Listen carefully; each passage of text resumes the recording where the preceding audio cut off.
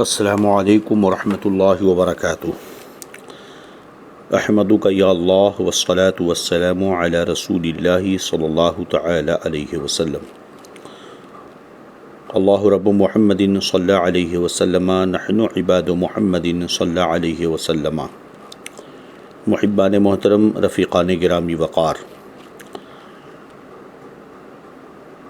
سب سے پہلے تو ہم آپ حضرات کے شکر گزار ہیں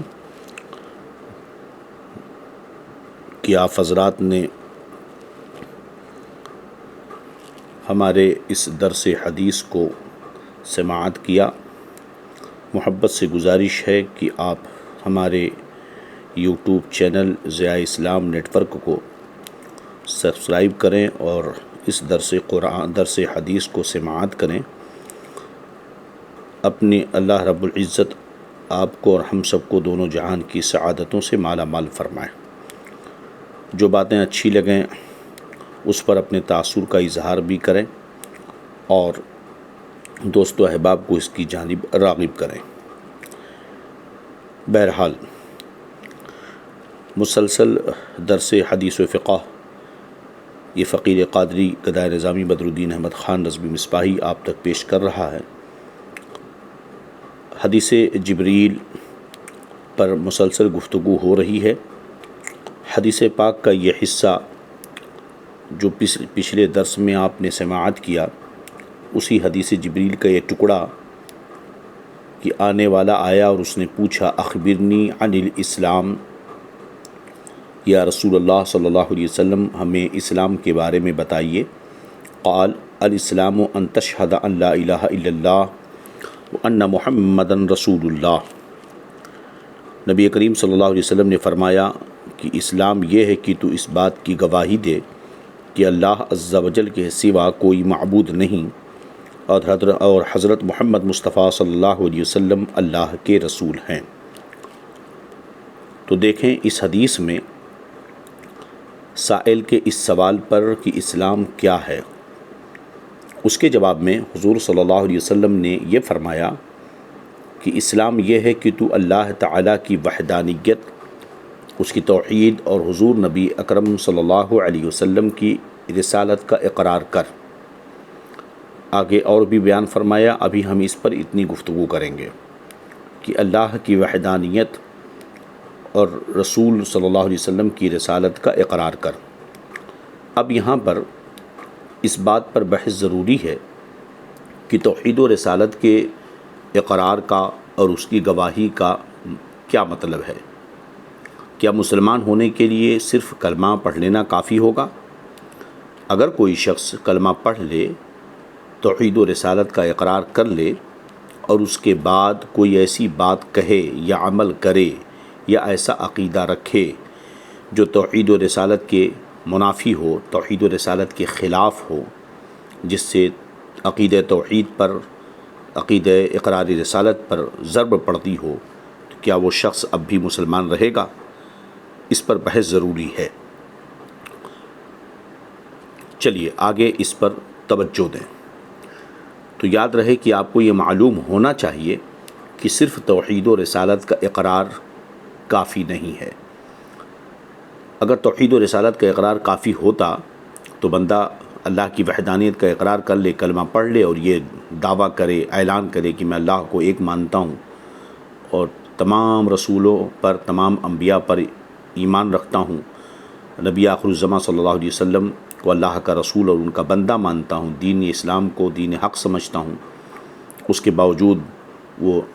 کفر و شرک کرے، اللہ اس کے رسول کی شان میں گستاخیاں کرے، خلاف اسلام کام کرے، تو کیا صرف اس کا کلمہ پڑھ لینا اور اس کا یہ دعویٰ کرنا کافی ہوگا؟ اگر ایسا ہے تو اس صورت میں بھی مسلمان ہو، حالانکہ ایسے شخص کو کوئی بھی مسلمان نہیں سمجھتا۔ لہٰذا ضروری ہے کہ جب بندہ کلمہ توحید و رسالت کا اقرار کر لیتا ہے تو اس پر اب لازم ہے کہ اس کے واجبات و لوازمات کو بھی تسلیم کرے اور اس کے خلاف نہ عقیدہ رکھے، نہ اس کے خلاف کوئی عمل کرے، نہ کوئی بات کہے۔ لہذا توحید کا اقرار اور اللہ عز و جل کو الہ اور معبود ماننا یہ اس وقت صحیح ہوگا جب کہ وہ اللہ عز و جل کے بارے میں یہ عقیدہ رکھے کہ اللہ عز و جل ایک ہے، کوئی اس کا شریک نہیں، نہ ذات میں، نہ صفات میں، نہ افعال میں، نہ احکام میں، نہ اسما میں۔ چنانچہ اس عقیدے کی تعلیم قرآن مجید کے پارہ 30 سورہ اخلاص میں اللہ عز و جل نے یوں ارشاد فرمایا، قل هو اللہ احد، محبوب تم فرما دو کہ وہ اللہ ایک ہے۔ اور اسی طرح پارہ 2 سورہ بقرہ میں اللہ عز و جل ارشاد فرماتا ہے، وَإِلَٰهُكُمْ إِلَٰهٌ وَاحِدٌ لَا إِلَٰهَ إِلَّا هُوَ، تمہارا معبود ایک معبود ہے، اس کے سوا کوئی معبود نہیں۔ اور 8ویں پارہ سورہ الانعام میں فرماتا ہے، لا شریک لہ، کہ اس کا یعنی اللہ عز و جل کا کوئی شریک نہیں ہے۔ اسی طرح 15ویں پارہ سورہ الکہف میں اللہ عز و جل ارشاد فرماتا ہے، ولا یشرک فی حکمہ احدا، کہ اس کے حکم میں کوئی اس کا شریک نہیں ہے۔ چنانچہ حاشیۃ الساوی میں سورہ اخلاص کی اس آیت کی تفسیر میں فرمایا، والتنزہ عن الشبیہ والنظیر والمثیل فی الذات والصفات والافعال، کہ بندے پر لازم ہے کہ اللہ عز و جل کو پاک اور منزہ مانے، عقیدہ رکھے کہ اللہ پاک اور منزہ ہے، کس سے؟ شبیہ سے، نظیر سے، مثیل سے، اپنی ذات، اپنی صفات اور اپنے افعال میں، کہ کوئی اس کا اس میں شریک نہیں ہے۔ اسی طرح تفسیر طبری جلد 8 صفحہ نمبر 212 پر قرآن مقدس کی آیت کریمہ ولا یشرک فی حکمہ احدا کے تحت یہ فرمایا، یقول ولا یجعل اللہ فی قضائہ وحکمہ فی قضائہ وحکمہ فی خلقہ احدا سواہ شریکا بل هو المنفرد بالحکم والقضاء فیہم وتدبیرہم وتصریفہم فیما شاء واحب، کہ یہ کہے کہ اللہ تبارک و تعالی نے کسی کو بھی اپنے سوا کسی کو بھی شریک نہیں ٹھہرایا اپنی قضا میں، اپنے حکم میں، اپنی خلق میں، کہ وہ نہ تو وہ جو تخلیق فرماتا ہے اس میں اس کا کوئی شریک ہے، نہ اس کے حکم میں اس کا کوئی شریک ہے، اور نہ ہی اس کے فیصلے میں اس کا کوئی شریک ہے، بلکہ هو المنفرد بالحکم والقضاء، بلکہ وہ حکم و قضاء میں منفرد ہے، اور ان کی تدبیر کرنے میں اور ان میں تصرفات میں بھی وہ تنہا ہے۔ یہاں تک کہ اللہ عز و جل کے بارے میں یہ بھی عقیدہ رکھنا ضروری ہے کہ اس کے اسماء میں بھی، اس کے ناموں میں بھی اس کا کوئی شریک نہیں ہے۔ اللہ رب العزت کے ذاتی نام میں اللہ ذاتی نام ہے، اس کا کوئی شریک اس میں نہیں ہے۔ جتنے بھی اللہ رب العزت کے اسماء ہیں سب توقیفی ہیں۔ قرآن کریم کے 16ویں پارہ سورہ مریم آیت نمبر 65 پر اللہ عز و جل ارشاد فرماتا ہے، هل تعلم له سمیا، کیا اس کے نام کا دوسرا جانتے ہو؟ چنانچہ اس آیت کی تفسیر کے تحت تفسیر کبیر میں ہے، المراد انہ سبحانہ لیس لہ شریک فی اسمہ۔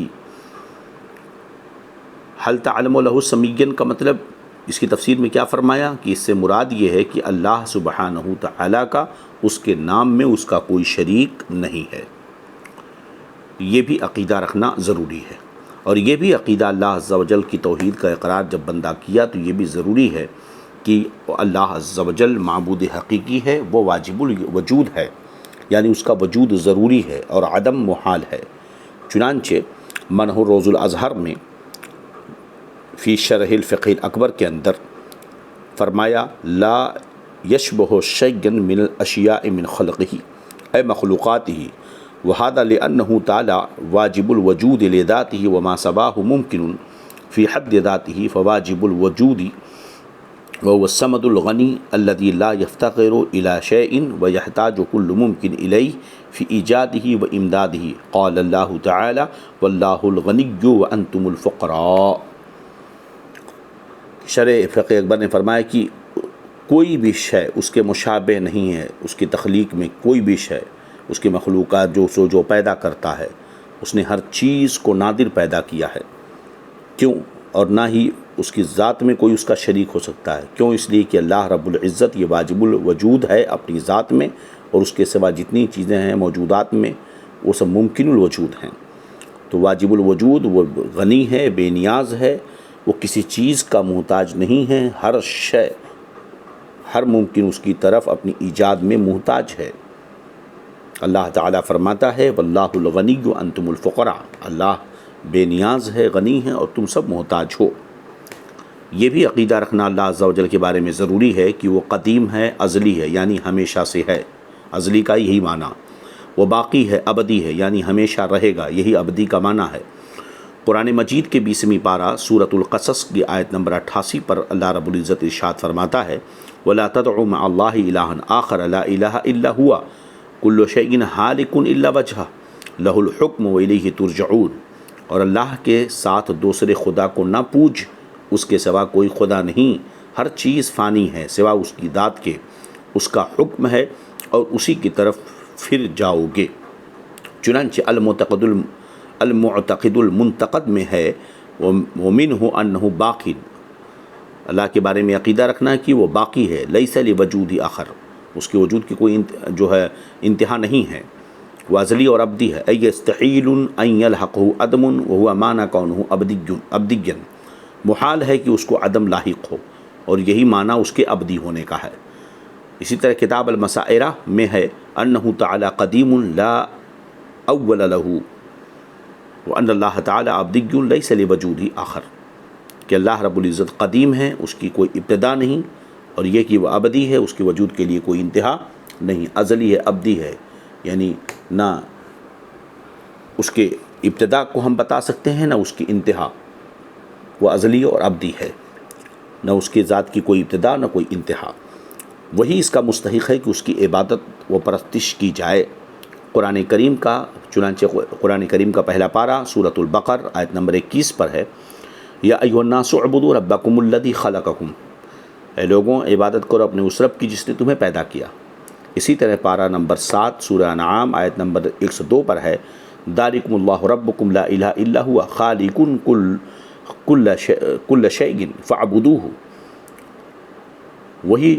اللہ تمہارا رب ہے، اس کے علاوہ کوئی معبود نہیں ہے، وہ ہر شے کا پیدا کرنے والا ہے، تو اس کی عبادت کرو۔ اسی طرح 15ویں پارہ سورہ بنی اسرائیل آیت نمبر 23 پر ہے وَقَضَىٰ رَبُّكَ أَلَّا تَعْبُدُوا إِلَّا إِيَّاهُ، تمہارے رب نے یہ فیصلہ کیا کہ اس کے علاوہ کسی کی پوجا نہ کرو، صرف اسی کی پوجا کرو۔ اور اسی طرح پارہ 12 سورہ یوسف آیت نمبر 40 پر ہے امر اللہ تعبدوا الا ایاہ، رب کا یہ حکم ہے، اس نے حکم دیا ہے کہ اس کے علاوہ کسی اور کی پوجا نہ کرو۔ اللہ رب العزت کے بارے میں یہ بھی عقیدہ رکھنا ضروری ہے کہ وہ بے پرواہ ہے، اسے کسی کی پرواہ نہیں ہے، وہ غنی ہے، وہ صمد ہے، کسی کا محتاج نہیں ہے، اور تمام جہاں اس کا محتاج ہے۔ قرآن مجید کے پارہ 30 سورہ اخلاص آیت نمبر 2 پر ہے اللہ الصمد، اللہ بے پرواہ ہے۔ یہ عقیدہ اللہ رب العزت کے بارے میں رکھنا ضروری ہے۔ اب اگر کوئی صاحب اس پر آپ لوگوں میں سے مزید تفصیل اور عمدہ گفتگو سننا چاہتے ہیں تو اس پر عمدہ اور کامل اور اکمل تفصیل اور مکمل سیرابی حاصل کرنے کے لیے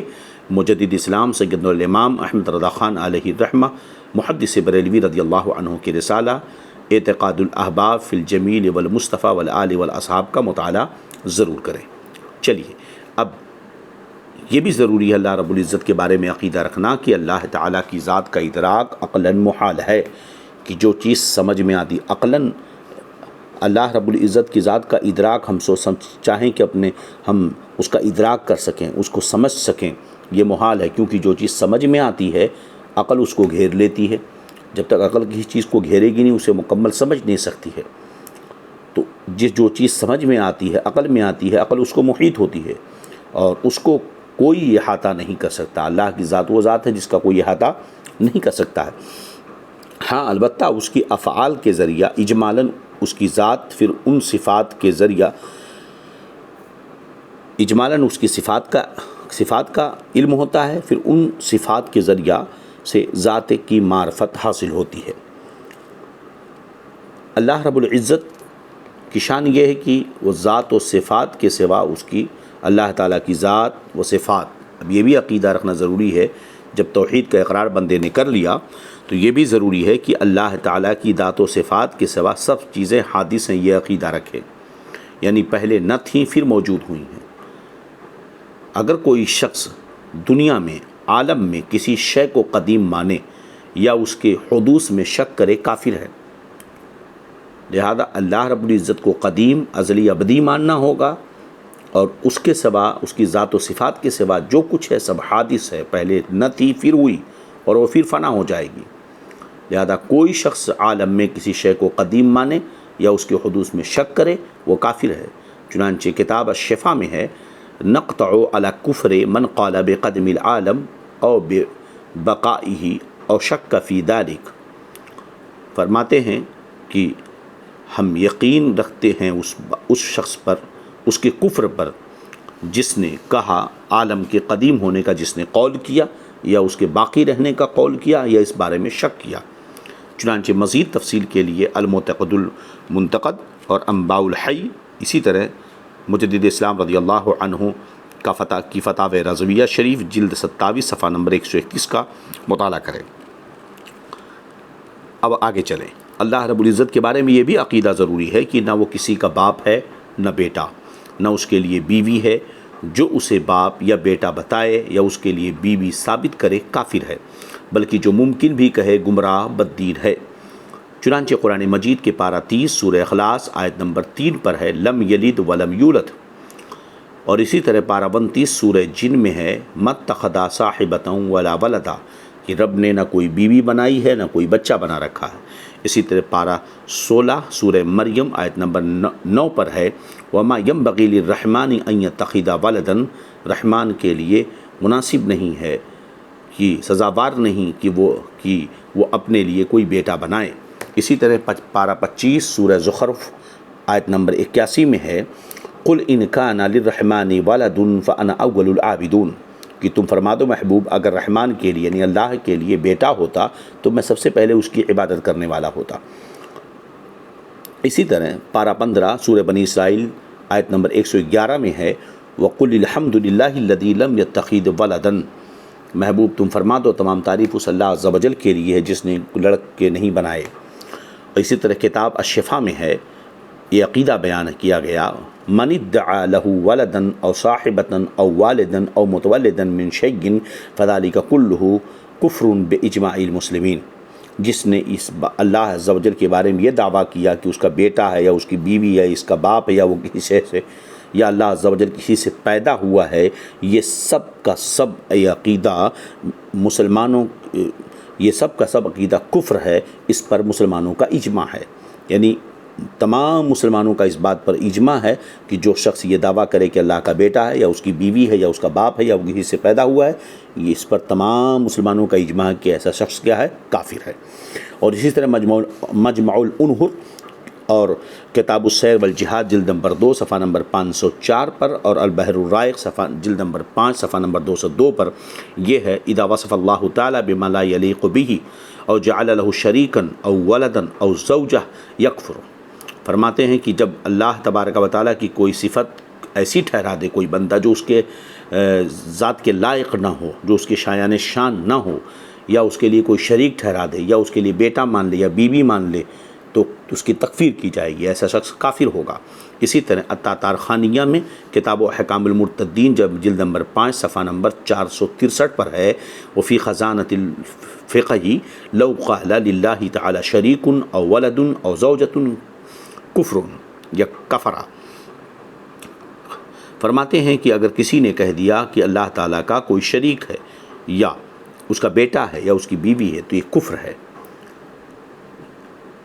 ان تمام قرآن مقدس کی ان آیات طیبات سے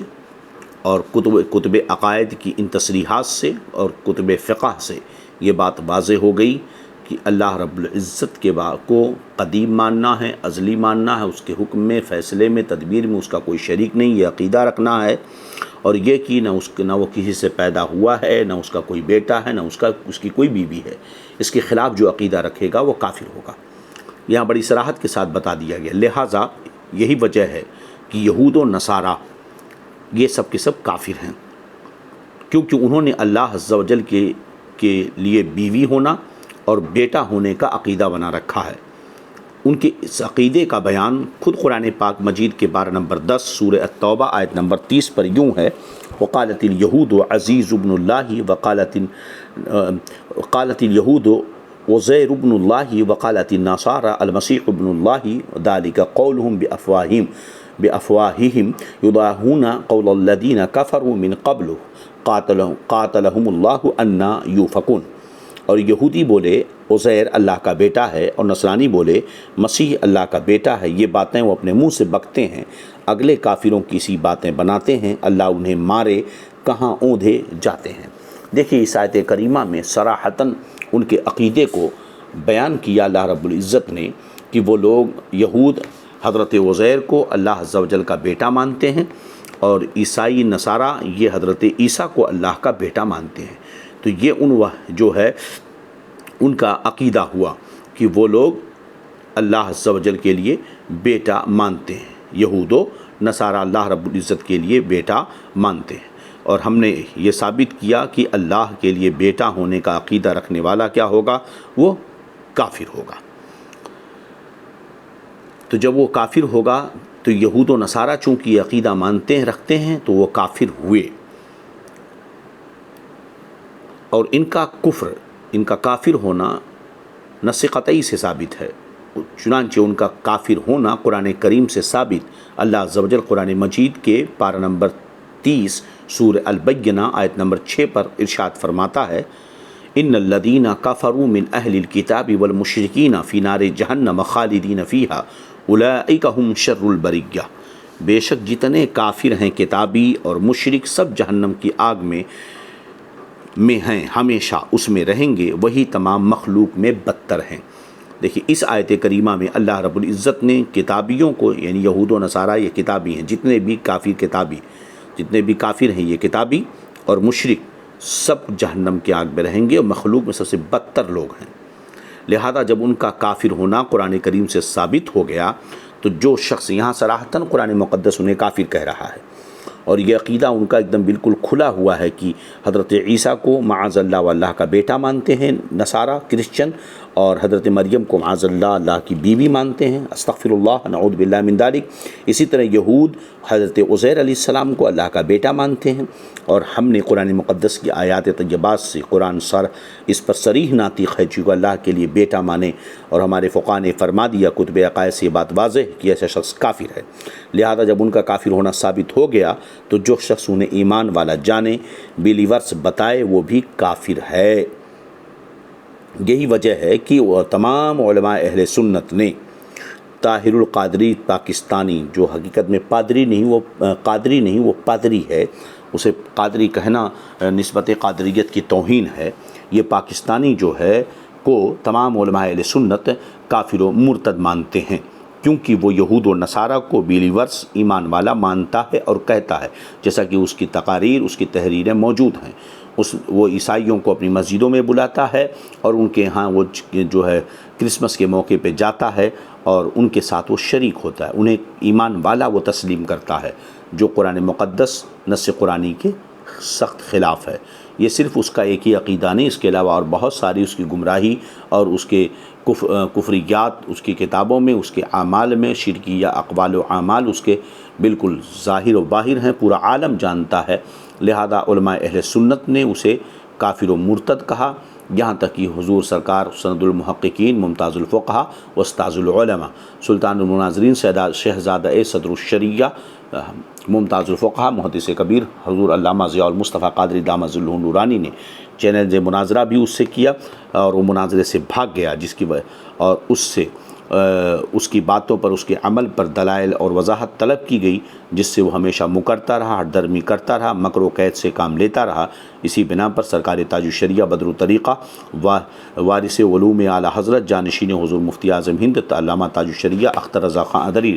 رضی اللہ تعالی عنہ نے، سرکار محدث کبیر شہزادہ صدر الشریعہ رضی اللہ دامت ظلہ نورانی نے، اور دیگر اکابر علماء اہل سنت نے اس پر کفر و ارتداد کا حکم لگایا ہے۔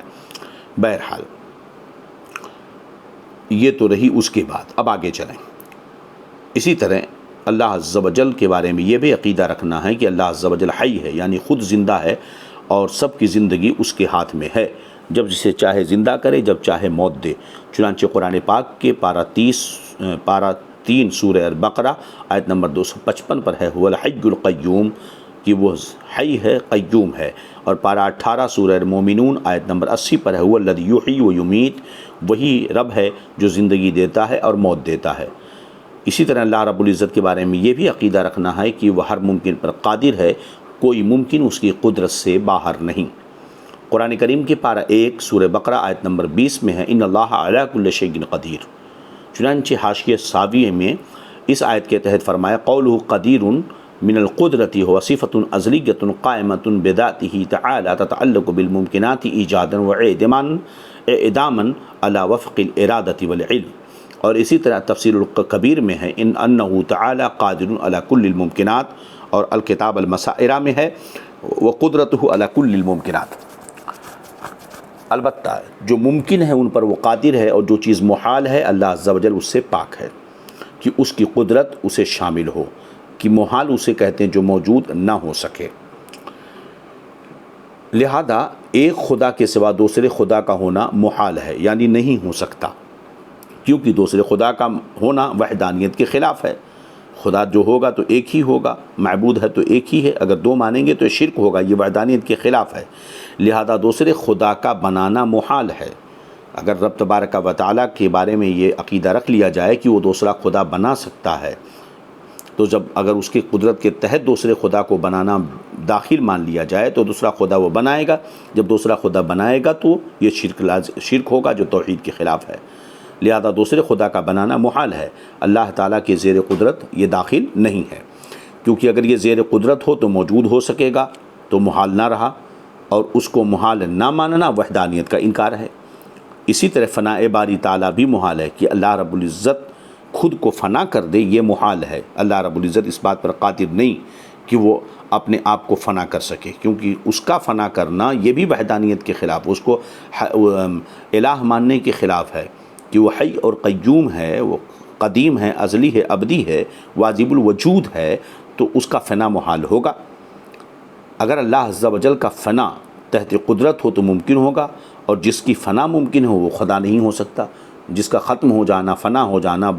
مٹ جانا ممکن ہو، خدا نہیں ہو سکتا۔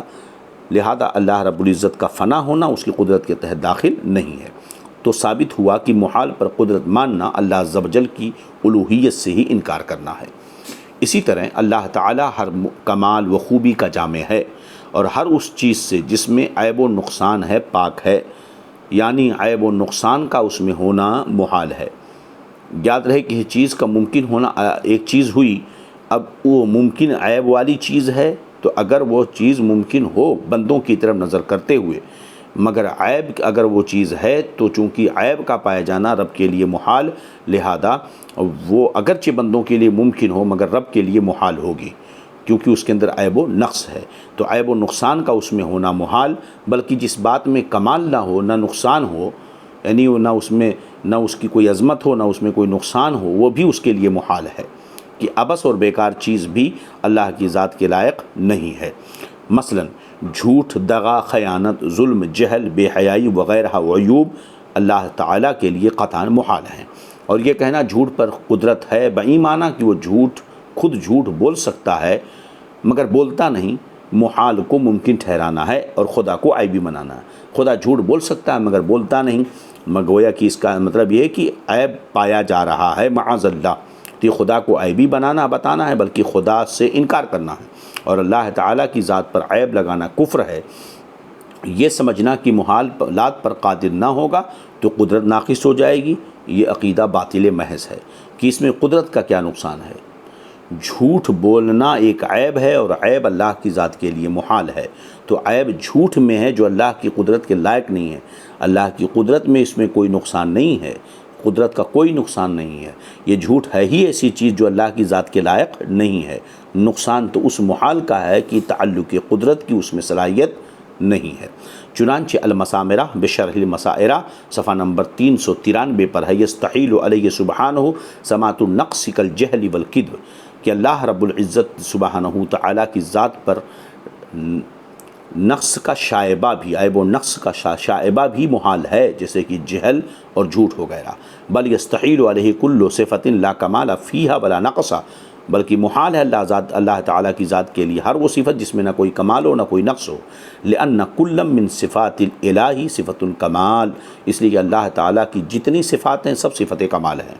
مزید تفصیل کے لیے آپ المسامرہ بشرح المسائرہ اور اسی طرح الفتاوی الرضویہ جلد 15 صفحہ نمبر 320 کا مطالعہ کریں۔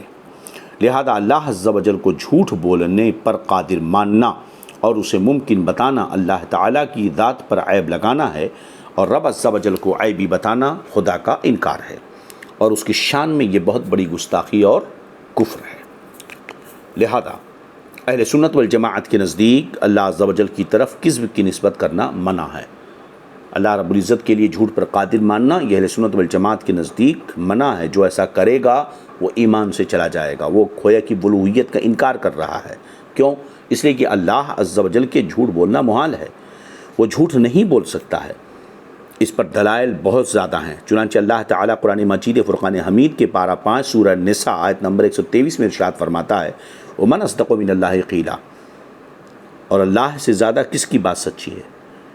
ایک دلیل ہوئی۔ دوسری دلیل قرآن پاک کا ہی 5واں پارہ سورہ النساء آیت نمبر 87 فرمایا، وَمَنْ أَصْدَقُ مِنَ اللَّهِ حَدِيثًا، اور اللہ عز و جل سے زیادہ کس کی بات سچی ہے۔ اس آیت کی تحت تفسیر روح البیان جلد 2 صفحہ نمبر 255 پر اور تفسیر البیدابی جلد 2 صفحہ نمبر 229 پر ہے، انکار ان یکون احد اکثر صدقا منہ فانہ لا یطلق الکذب الی خبرہ بوجہ لانہ نقص وهو علی اللہ محال۔ یعنی اللہ تعالیٰ اس آیت میں انکار فرماتا ہے کہ کوئی شخص اللہ تعالیٰ سے زیادہ سچا ہو، اس کی خبر میں تو جھوٹ کا کوئی شائبہ تک نہیں ہو سکتا ہے، اس لیے کہ جھوٹ عیب ہے اور عیب اللہ تعالیٰ کے لیے محال ہے۔ اسی طرح تفسیر خازن کے اندر اسی آیت کے تحت فرمایا، وَمَنْ أَصْدَقُ مِنَ اللَّهِ حَدِيثًا، یعنی لا احد اصدق من اللہ فإنه لا يخلف المیعاد ولا يجوز علیہ الکذب، یعنی مراد یہ ہے کہ اللہ تعالیٰ سے زیادہ کوئی سچا نہیں، بے شک وہ وعدہ کے خلاف نہیں کرتا اور نہ اس کا جھوٹ بولنا ممکن ہے۔ اسی طرح تفسیر ابو سعود کے اندر آیت کریمہ ومن اصدق من اللہ حدیثہ کے تحت فرمایا، انکار لأن یکون احد اصدق منہ تعالی فی وعدہ وسائر اخبارہ وبیان لاستحالتہ کیف لا والکذب محال علیہ سبحانہ دون غیرہ۔ یعنی اس آیت سے ثابت ہوا کہ وعدہ اور کسی طرح کی خبر دینے میں اللہ تعالیٰ سے زیادہ سچا کوئی نہیں، اور اس کے محال ہونے کی وضاحت بھی ہے، اور کیسے نہ ہو کہ جھوٹ بولنا اللہ سبحانہ تعالیٰ کے لیے محال ہے بخلاف دوسروں کے، کہ اللہ تعالیٰ جھوٹ بول ہی نہیں سکتا، لہٰذا اپنے وعدے میں، اپنی وعید میں، کسی کی خبر دینے میں کسی طرح بھی جھوٹ کا امکان ہو ہی نہیں سکتا۔ اسی طرح پارہ 1 سورہ البقرہ آیت نمبر 80 پر فرمایا، فَلَن يُخْلِفَ اللَّهُ عَهْدَهُ، کہ جب تو اللہ ہرگز اپنے عہد کا خلاف نہ کرے گا۔ چنانچہ اس آیت کی تفسیر کے تحت تفسیر الکبیر کے اندر ہے، يَدُلُّ عَلَى أَنَّهُ سُبْحَانَهُ وَتَعَالَى مُنَزَّهٌ عَنِ الْكِذِبِ وَعَدَ وَوَعِيدُهُ قَالَ أَصْحَابُنَا لِأَنَّ الْكِذِبَ صِفَةٌ نَقْصٌ وَالنَّقْصُ عَلَى اللَّهِ مُحَالٌ، یعنی اللہ تعالیٰ کے فرمانا کہ اللہ ہرگز اپنا عہد خلاف نہ کرے گا، اس مدعا پر واضح دلیل ہے کہ اللہ تعالیٰ اپنے ہر وعدے اور وعید میں جھوٹ سے پاک ہے۔ ہمارے اصحاب کہتے ہیں کہ جھوٹ صفت نقص ہے اور نقص اللہ تعالیٰ کے لیے محال ہے۔ دیکھیں مفسرین کرام قرآن مقدسہ کی آیت طیبات سے یہ بات بالکل واضح ہو چکی کہ اللہ رب العزت کے لیے جھوٹ محال ہے، کیونکہ جھوٹ ایک عیب ہے اور عیب اللہ کی ذات کے لیے کیا ہے؟ محال ہے، اور یہ جھوٹ کا شائبہ اور جھوٹ کا دخل، کذب کا پایا جانا نہ اس کی قول میں ہے، نہ اس کے وعد میں ہے، نہ اس کی وعید میں ہے، نہ اس کے اخبار میں ہے، کسی بھی طرح سے کہیں پر جھوٹ کے امکان کا شائبہ تک نہیں ہے۔ یہی وجہ ہے کہ علماء اہل سنت نے تبلیغی جماعت والوں کو کافر کہا اور انہیں کافر مانا، کیونکہ ان کے ایک بڑے مولوی رشید احمد گنگوہی نے اللہ عز و جل کی شان میں توہین کی۔ یہ دیوبندی مولوی رشید احمد گنگوہی اپنی کتاب فتاوی رشیدیہ کے جلد 1 صفحہ نمبر 19 پر اللہ عز و جل کے لیے امکان کذب کو ثابت کرتے ہوئے تحریر کرتا ہے، پس مذہب جمیع محققین اہل اسلام و صوفیان کرام و علماء ادام کا اس مسئلے میں یہ ہے کہ کذب داخل تحت قدرت باری تعالیٰ ہے، لعنت اللہ علی الکاذبین۔ دیکھیں کتنا بڑا جھوٹ اور فراڈ ہم نے ابھی یہاں پر آپ کو جو ہے سلف و صالحین، اہل محققین اہل اسلام اور صوفیہ اور علماء اعظام کے اقوال کو پیش کر دیا۔ آپ کے سامنے ہم نے تفسیر کبیر سے حوالہ پیش کیا کہ وہ بھی فرماتے ہیں کہ وعد و وعید میں، اخبار میں، اپنے قول میں کہیں پر بھی جھوٹ کا شائبہ رب کے نہیں ہو سکتا ہے، محال ہے اس کے لیے۔ اسی طرح ہم نے تفسیر ابو سعود کا حوالہ پیش کر دیا، تفسیر خازن کا حوالہ ہم نے پیش کر دیا، ان سارے تفسیر جو ہے روح البیان کا حوالہ ہم نے پیش کر دیا۔ ان ساری تفسیرات میں جو ہے بڑی وضاحت کے ساتھ جو ہم نے بیان کر دیا۔ اسی طرح کتاب المسامرہ شرح مسائرہ میں جو موجود ہے اس کو ہم نے بیان کر دیا۔ ان ساری تفاسیر محققین، صوفیاء، اہل اسلام کے اقوال ہم نے پیش کر دیے کہ کسی طریقے سے جھوٹ کا، کذب کا اللہ تعالیٰ کی قدرت کے تحت داخل ہونا ثابت نہیں، بلکہ یہ محال ہے۔ جو ایسا عقیدہ رکھے وہ کافر ہے۔ لیکن اس کے باوجود رشید احمد گنگوہی جو تبلیغی جماعت دیوبندیوں کا بہت بڑا مولوی ہے، وہ اپنے کتاب فتاوی رشیدیہ میں لکھتا ہے کہ سارے لوگوں کا معاذ اللہ یہ جھوٹا دعویٰ کی طبقہ کہ کذب داخل تحت قدرت باری تعالیٰ ہے، کہ اللہ تعالیٰ کی قدرت کے تحت جھوٹ داخل ہے، معاذ اللہ، استغفر اللہ۔ یہاں تک تو اس نے کہا کہ قدرت کے تحت داخل ہے، مگر ان دیوبندیوں، تبلیغیوں، وہابیوں کا مشترکہ ایک مولوی اسماعیل دہلوی نے یہاں تک کہہ دیا اپنے رسالہ ایک روزی کے صفحہ نمبر 17 پر کہ اگر محال سے مراد ممتنع لذات ہی ہے کہ جھوٹ اللہ کی قدرت کے تحت داخل نہیں ہے، پس ہم اللہ کے لیے مذکورہ کذب کو محال نہیں مانتے، کیونکہ واقع کے خلاف کوئی قضیہ و خبر بنانا اور اس کو فرشتوں اور انبیاء پر القاء کرنا اللہ تعالیٰ کی قدرت سے خارج نہیں، ورنہ لازم آئے گا کہ انسانی قدرت اللہ تعالیٰ کی قدرت سے زائد ہو جائے۔ لا حول ولا قوت الا باللہ۔ یہ اس قدر یہ جری اور بابا بے باک ہیں، اللہ عز و جل مسلمانوں کو ان کے شر سے محفوظ رکھے، آمین۔ یہ کتنی بڑی جرات و ہمت بے باکی ہے کہ اتنی بڑی گستاخی کر بیٹھے، اور یوں ان کی عقل ماری گئی کہ کہتے ہیں کہ اگر اللہ عز و جل کو جھوٹ بولنے پر قادر نہ مانا جائے تو اللہ عز و جل کی قدرت انسانوں کی قدرت سے کم ہو جائے گی۔ لا حول ولا قوت الا باللہ العلی العظیم۔ توبہ توبہ۔ سوچیں آپ کہ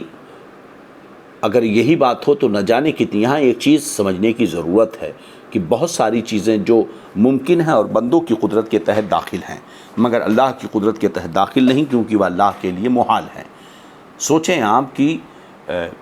بیٹے پیدا کرنا اور پیدا ہونا، بیٹا پیدا کرنا ظاہر سی بات ہے، ایک عورت جو کہ پیٹ میں بچہ استقرار پاتا ہے، بچہ پیدا ہوتا ہے، تو اولاد کا ہونا اور پیدا کرنا، پیدا ہونا، یہ تو ایک انسان کی قدرت میں ہے کہ اللہ نے قدرت عطا فرمائی کہ اولاد پیدا ہوتی ہے۔ تو اب اس کا مطلب یہ ہو گیا کہ معاذ اللہ جو ہے اللہ تعالیٰ بچہ پیدا کرنے پہ قادر نہیں ہے، بیوی رکھنے پہ قادر نہیں ہے۔ یہ چیزیں چونکہ اگر اللہ تعالیٰ کے لیے بیٹا مان لیا جائے، اللہ تعالیٰ کے لیے بیوی مان لی جائے، تو یہ الوہیت کا انکار ہوگا۔ الوہیت تو بہت ساری چیز، اب ظاہر سی بات ہے جیسے زنا،